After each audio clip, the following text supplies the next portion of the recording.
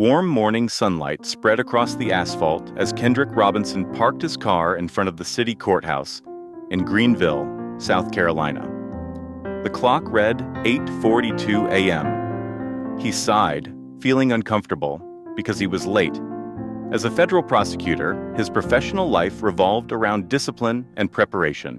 But today, everything seemed to go against him. The morning should have gone smoothly. His task was just to argue about an error in adjusting the property tax of the house his grandmother left behind. The city inexplicably raised taxes, and Kendrick spent weeks gathering evidence that it was a mistake. The house is more than just an asset to him. It was the anchor of his childhood, where he learned right from wrong under her watchful eye. Wearing a dark blue suit and crisp white shirt, Kendrick looked like an experienced lawyer, even if his morning didn't go smoothly. An emergency call about a human trafficking case in progress delayed him. The defense team filed a last-minute motion, and Kendrick couldn't ignore it. He reviewed the motion and gave his team feedback before rushing to court, knowing he was running on time. As he approached the courthouse steps, the phone rang. A quick glance showed a text message from his assistant at the U.S. Attorney's Office. Judges in Greenville are known to be tough on latecomers. Be careful. Kendrick sighed, put his phone back in his bag. He wasn't worried. The truth is his weapon, and he has fully prepared the evidence. But something in the message still bothered him. He pushed it aside as he stepped inside the cool court. Municipal court is not like the federal courts, where Kendrick spends most of his time. The walls are a dull beige color, the chairs are scratched after decades of use, and the air smells faintly of coffee and old paper. Despite its dated appearance, the place is still bustling with activity. People walked in and out, clutching stacks of documents, their faces grim with worries about parking tickets, petty disputes, and other minor complaints. Kendrick checked his watch. 8:50 a.m., 10 minutes left. Just enough time to find the right courtroom. He followed the signs down a narrow hallway, passing people talking softly. Room 204. Judge Charles Whitman's name is engraved in bronze on the door. Kendrick adjusted his tie and walked in. The courtroom was packed with people. Kendrick found a spot near the back and sat down, opening the file to review the evidence. As he was reviewing the notes, he noticed the judge enter the room. Judge Charles Whitman, a tall man with white hair and piercing blue eyes, commanded attention without saying a word. His reputation as a strict man was evident in the way he observed the room, his sharp eyes missing nothing. "All rise," the secretary announced. The room stirred and stood up. Kendrick also stood up, his posture straight as the judge sat down on the chair. Kendrick noticed the eerie silence that followed. Judge Whitman began calling cases one by one with robotic efficiency, his tone final and distant. Kendrick observed carefully. A middle-aged man wearing a suit arrived a few minutes late and sneaked into the room without being noticed. Moments later, a young woman in civilian clothes sneaked in and sat down. Neither of them received a single look from the judge. Kendrick takes this to heart, but remains focused on his case. Finally, at 9:15 a.m., Kendrick heard his name called. He packed up the files and walked towards the podium, showing composure despite a slight delay. As he approached, Judge Whitman looked up, his expression hardening. Kendrick felt a change in the room, a quiet tension that hadn't been there before. "You're late, Mr. Robinson," the judge said sharply, his voice echoing throughout the room. "Do you think the court's time is less valuable than yours?" Kendrick raised his hand slightly, palm facing outward, in a gesture of acknowledgement. "Sir, I apologize for the delay. I am dealing with some urgent federal matters." The judge interrupted him. "Excuses do not excuse being late. This court operates with order and respect. If you cannot comply with that, I suggest you reconsider your priorities." Kendrick felt the weight of dozens of eyes on him. He kept calm, choosing his next words carefully. "Sir, I understand the importance of being on time. If allowed, I would like to present my case regarding real estate tax adjustments." Judge Whitman waved his hand dismissively. "We'll talk about that later. First is the issue of contempt of court. Late arrival undermines the integrity of these proceedings. You are fined $750.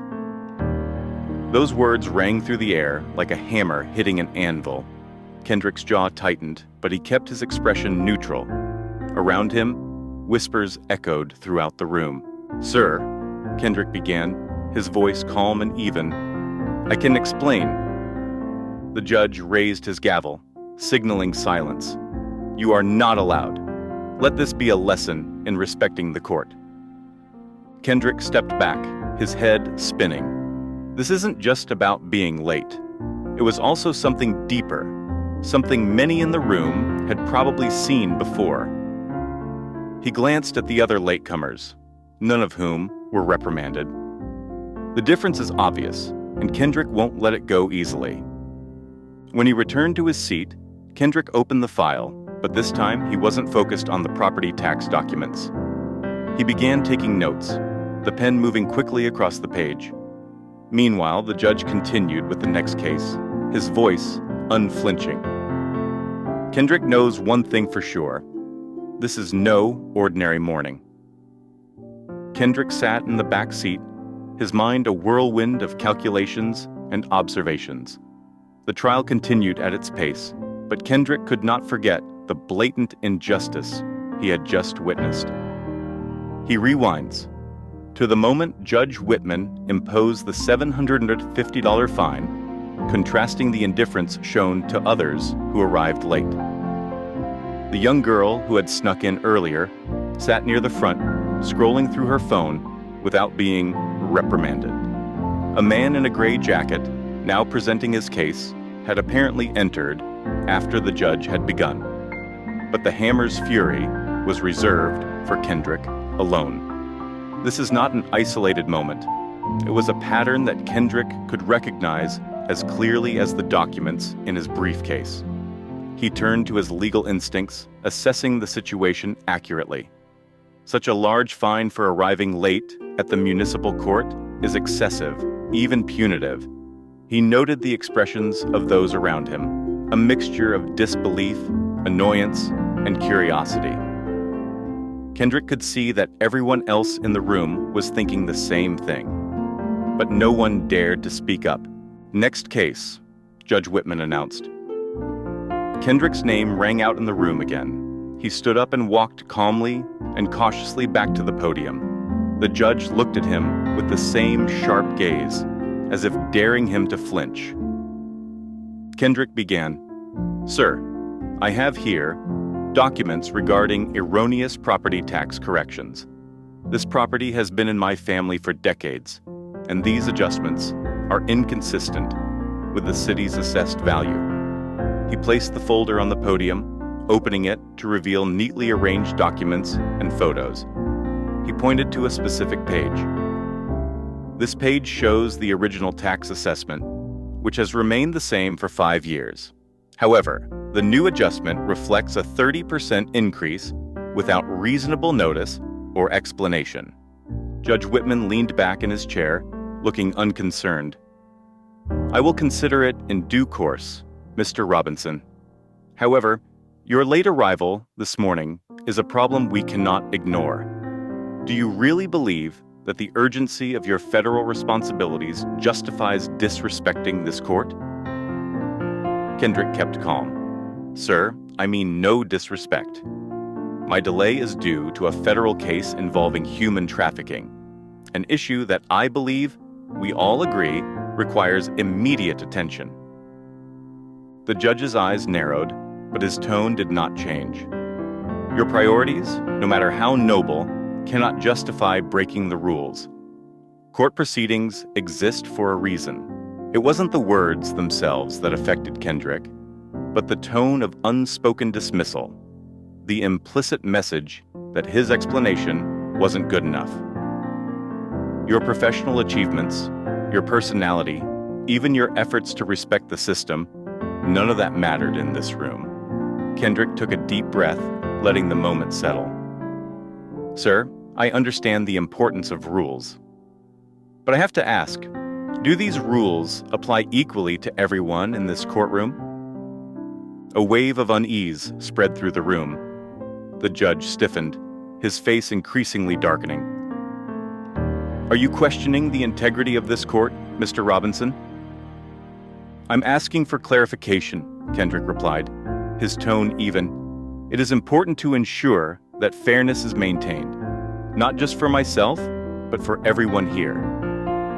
The judge's gavel slammed down hard.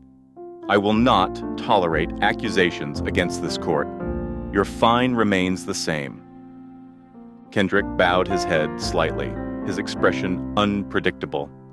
Thank you. He returned to his seat, feeling the weight of everyone in the courtroom's eyes on him. He could sense the silent admiration of some and the apprehension of others. This isn't the first time Kendrick has encountered bias disguised as authority, but something about this moment feels different. The energy in the room was palpable, as if everyone was waiting to see what he would do next. Kendrick quietly took out his phone and typed notes. I'm not done yet. I've never been done. He made a silent decision right then and there. This situation would not end here. The trial continued, but Kendrick's presence changed the atmosphere. Others noticed it too. An older black man sitting 2 rows in front turned around and looked at Kendrick with a knowing look. The female court clerk, her fingers flying across the keyboard, hesitated from time to time, her discomfort evident. When the trial ended, Kendrick stayed for a moment as everyone filed out. He observed how they carried the unspoken burden of what had happened. A young law student sat in the corner, scribbling in a notebook, his expression both surprised and determined. Kendrick left the courtroom with his briefcase in hand, his thoughts forming a plan. This is no longer a matter of adjusting your property taxes or even your fine. This was a much bigger problem, one he couldn't ignore. When Kendrick walked out of the courtroom, the fresh air outside did nothing to ease the tension that still clung to him. The courthouse was still buzzing with daily activities, but in Kendrick's mind, a decision was slowly solidifying. He paused for a moment on the courthouse steps, staring at his phone, his thumb hovering over the contact number for the Assistant U.S. Attorney's office. No, he muttered to himself. It's not the right time. He stepped aside to review his notes again. The interactions he witnessed and experienced in Judge Whitman's courtroom painted a clear picture. The disparity is not accidental. It is systematic. Kendrick's legal instincts told him that he now had the seeds of a much larger case, one that went beyond his estate taxes or even his personal treatment.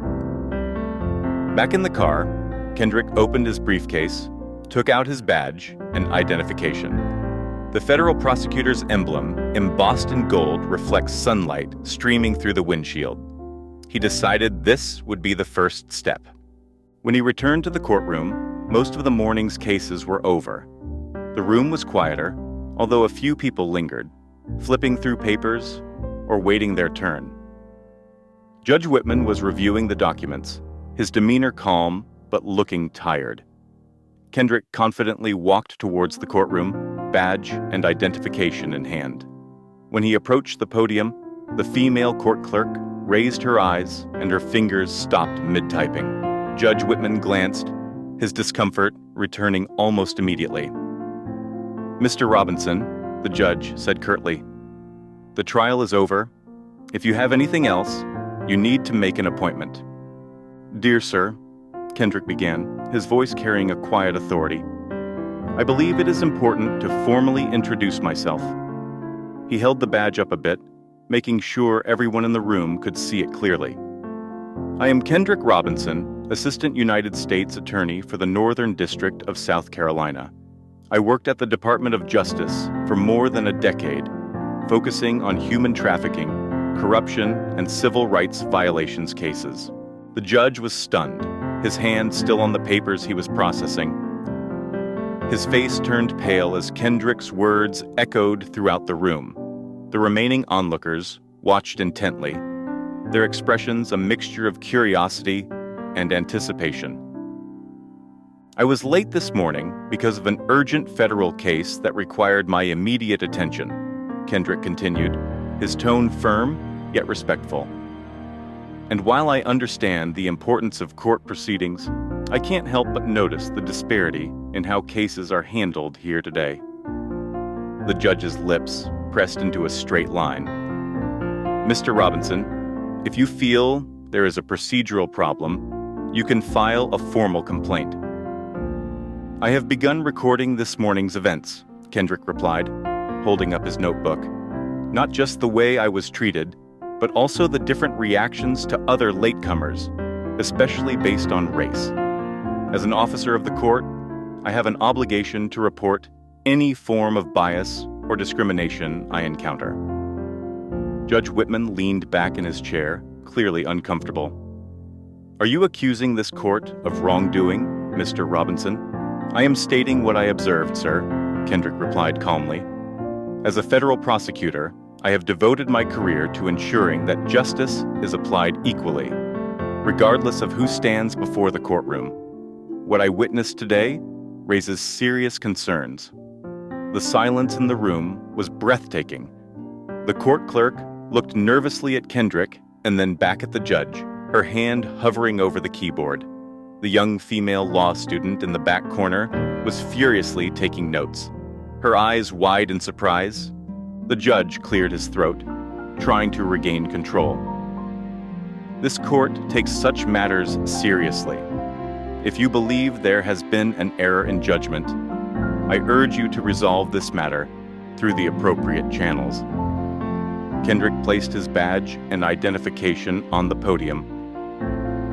I intend to do so, sir, but I also believe that this moment is an opportunity to reflect on how we ensure that the principles of fairness and equality are upheld in every courtroom.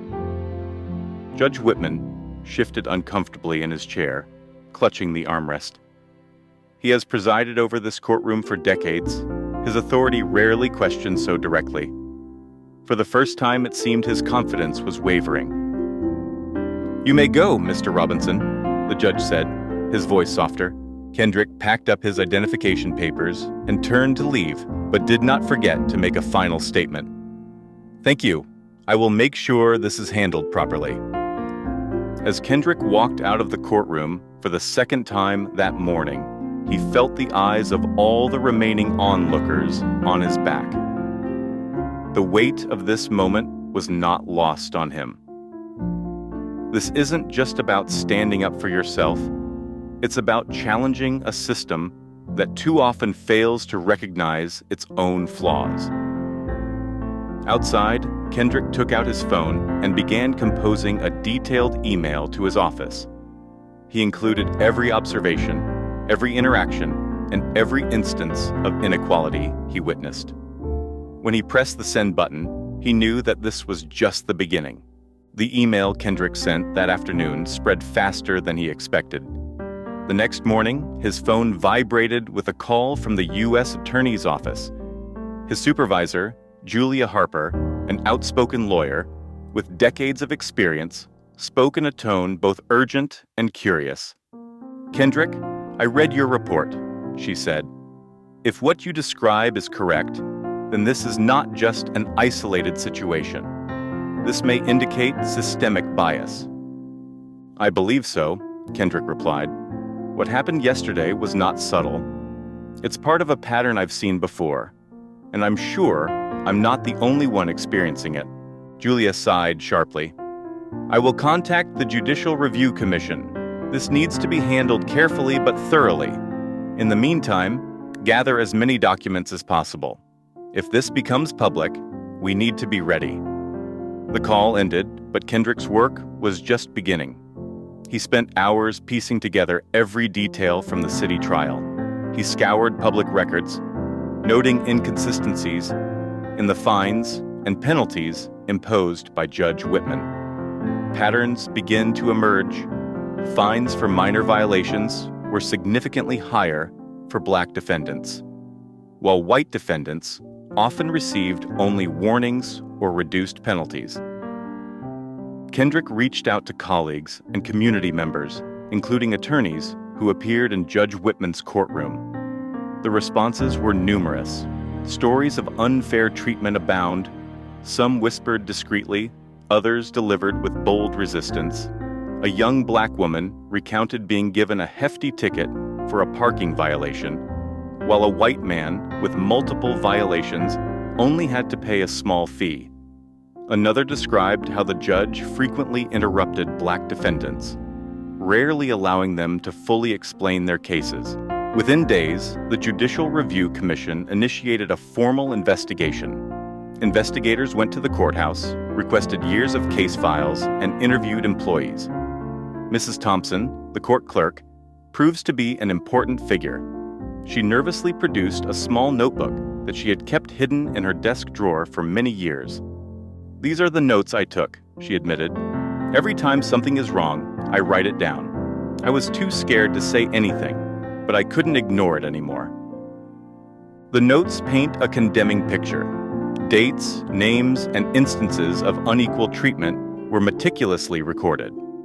Investigators also spoke with James Wilson, a longtime judicial officer in the courtroom. He shares his observations with conviction. "I've been here 15 years, Wilson said. "I have seen how the judge treats people differently depending on who they are. I always knew it wasn't right, but I didn't think there was anything I could do about it."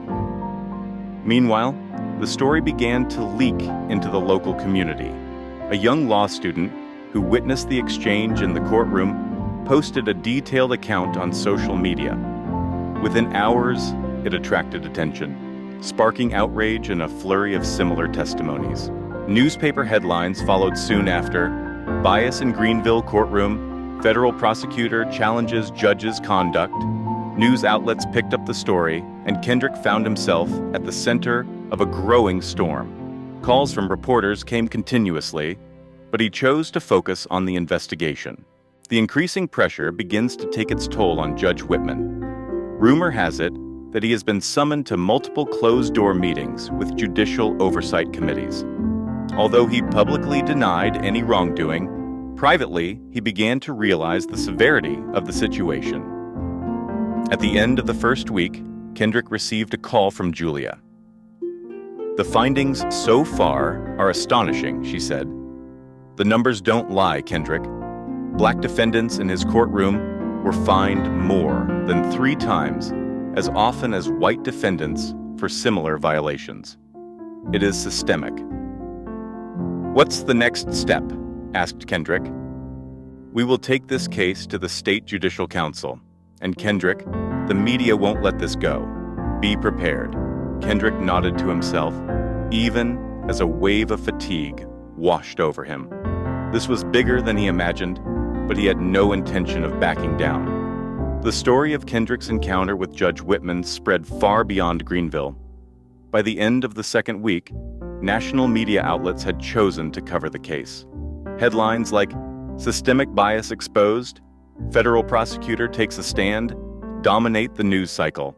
Social media hashtags like #Equal Justice Now and "Bias in Courts" trended for days, with thousands of people sharing their own experiences of discrimination in the courtroom. Kendrick remains focused on working with the Judicial Review Commission to consolidate the evidence. The findings were devastating. Over the past 5 years, Judge Whitman has fined Black defendants an average of 300% more than white defendants for similar violations.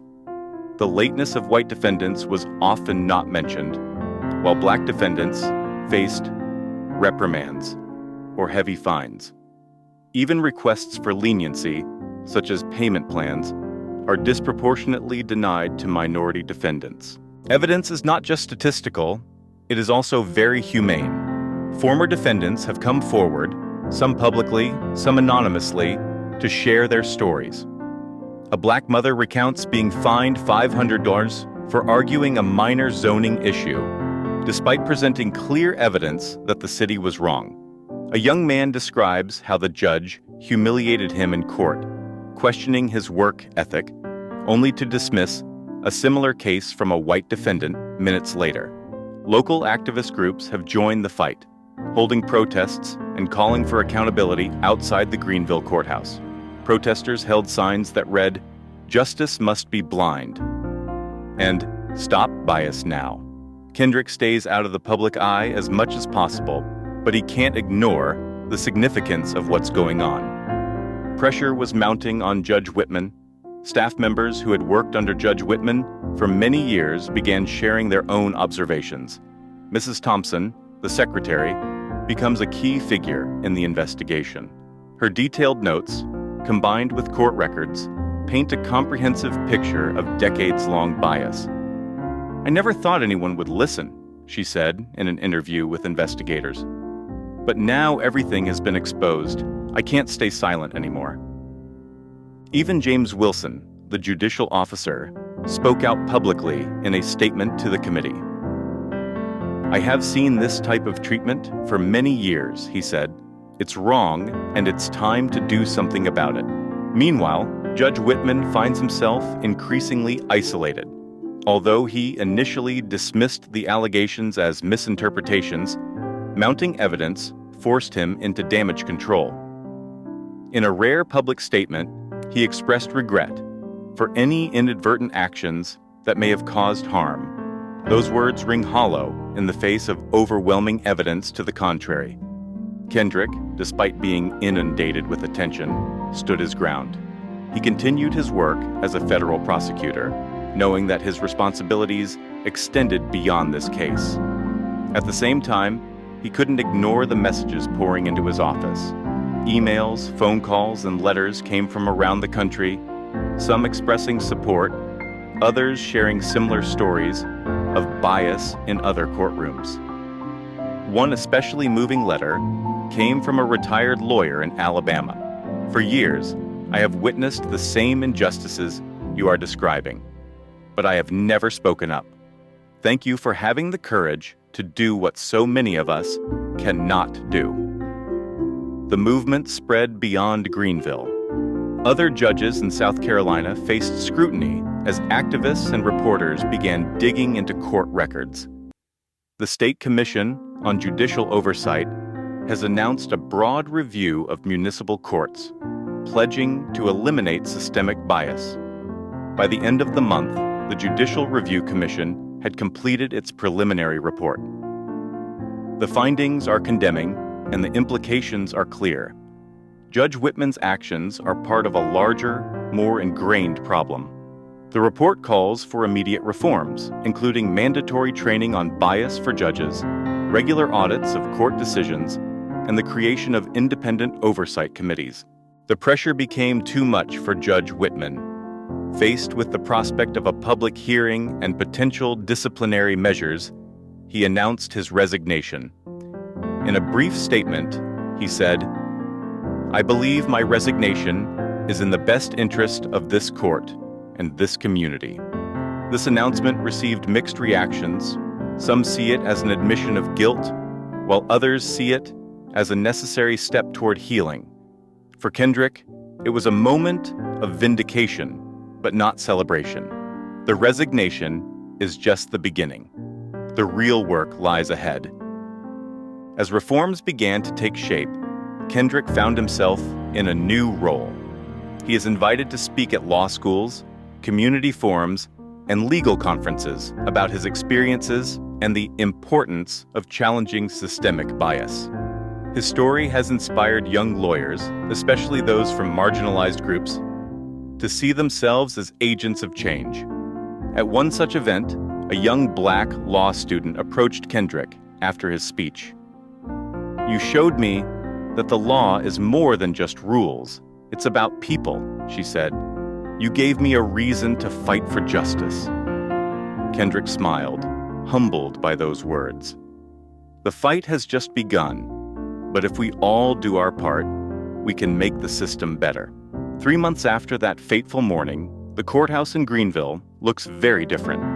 The drab beige walls have been repainted, and a new reception desk greets guests as they enter. Signs in multiple languages direct people to resources they didn't know about before: payment plans, legal assistance, and procedural guides. A small but meaningful sign was installed near the entrance. Equal justice is everyone's right. Inside the courthouse, the changes were even more pronounced.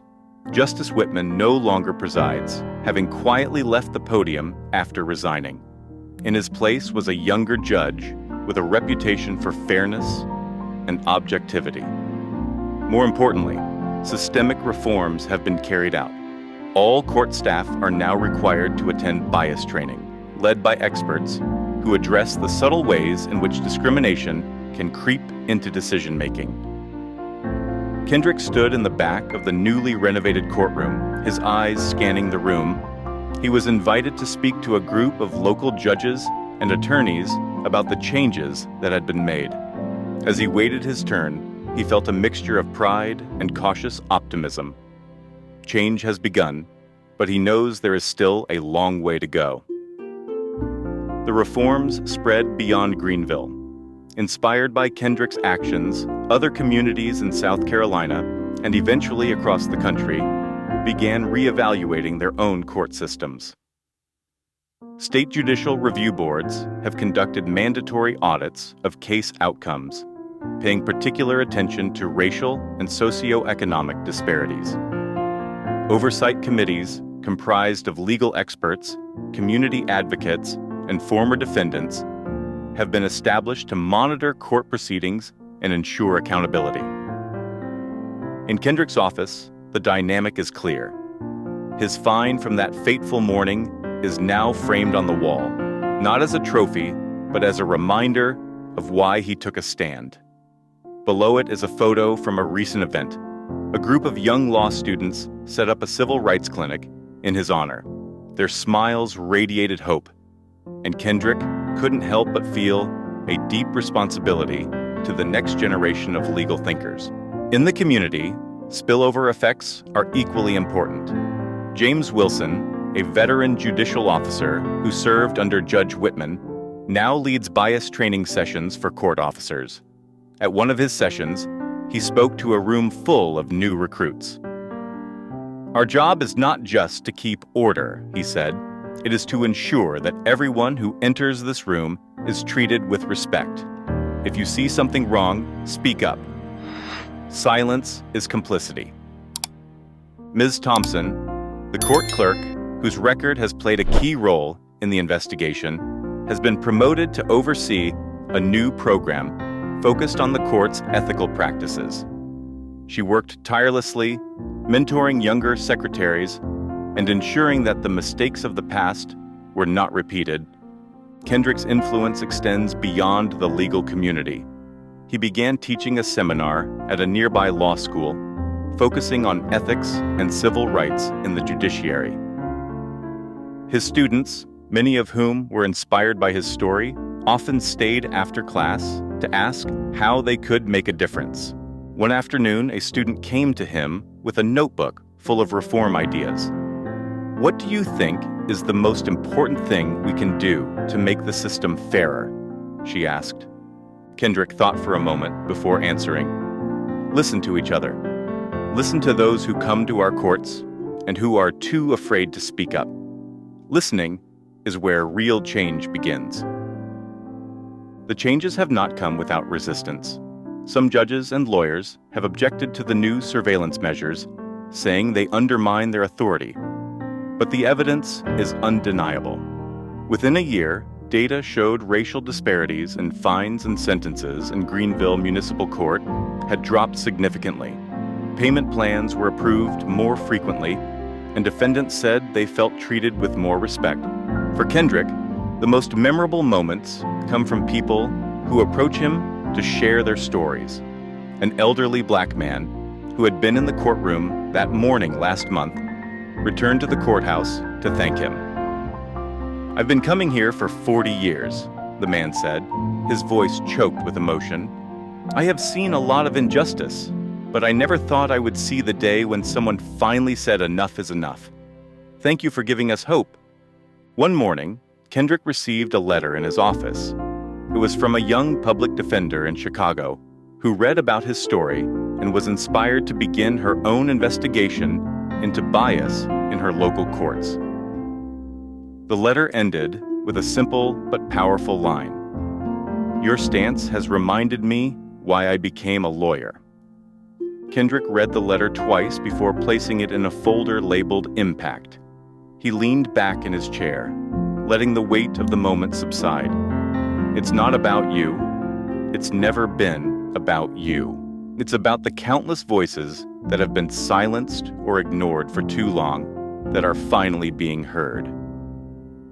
Months later, Kendrick walked back to the courthouse where it all began. He wasn't there to participate in a case or an investigation. He was invited to speak at the inauguration of a new judicial ethics center, partly named after him in recognition of his efforts.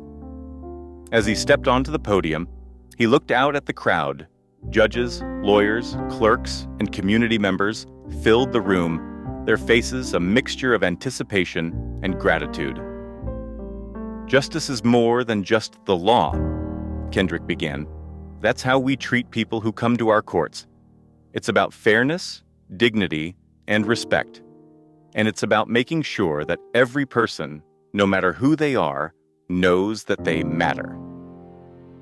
The applause was loud, but Kendrick focused on the faces in the crowd. He saw hope, determination, and the beginnings of real change. And he knows that although the work is far from complete, this is a step in the right direction.